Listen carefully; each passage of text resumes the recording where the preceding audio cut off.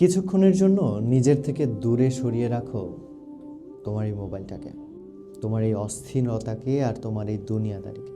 চলো আমার সঙ্গে কয়েক বছর পেছনে ফিরে যাই। মনে আছে যখন বন্ধু বান্ধবীরাই ডাক পিয়নের কাজ করত?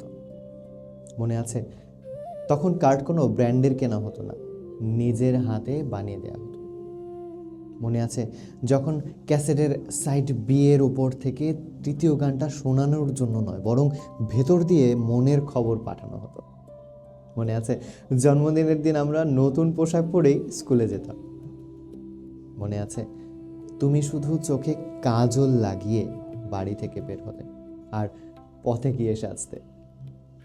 মনে আছে যখন একা একে অপরের সঙ্গে দেখা হতো, বুকের ভেতরটা কেমন ধরফর করে উঠত, আর তখন একে অপরকে যদি একবার ছুঁয়েও ফেলতাম, সেই শিহরণটা বাড়ি পৌঁছানো পর্যন্ত রয়ে যেত।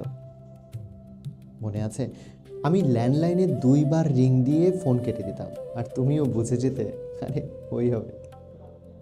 ফোনের রিং তো তখনও ঠিক সেই রকমই ছিল যেমনটা এখন হয়, কিন্তু হয়তো তখন হৃদয়ের তারগুলো সত্যি একে অপরের সঙ্গে এত বেশি জোড়া ছিল, তাই সেই ফোনের ঘন্টা শুধু ফোনে নয়, মনের ভেতরেও বেজে উঠত। মনে আছে বৃষ্টি নামলে কিংবা সন্ধ্যা হলে আমরা দৌড়ে ছাদে উঠে যেতাম। এখন এই শহরে অনেক বৃষ্টি হয়, শুধু এখন দৌড়ে উঠে যাওয়ার মতো সেই ছাদটা নেই। আর সন্ধ্যায় বা হয় কোথায়? এখানে তো শুধু দিন হয় আর রাত। আর জানো, হয়তো সময়টা খুব একটা বদলায়নি, বদলে গেছি শুধু আমরা। তখন অপেক্ষা মানে ছিল একটা চিঠির জন্য কয়েকটা দিন গোনা, আর এখন অপেক্ষা মানে কেউ অনলাইনে আসবে কিনা সেই নোটিফিকেশনের দিকে তাকিয়ে থাকা। তখন ভালোবাসা লুকিয়ে থাকতো চিঠির ভাঁজে, ক্যাসেটের কানে, ল্যান্ডলাইনের দুটো রিঙে। আর এখন ভালোবাসা পড়ে থাকে সিনের নিচে, লাস্ট সিনের পাশে, আর কখনো কখনো আনসেন্ট মেসেজ হয়ে।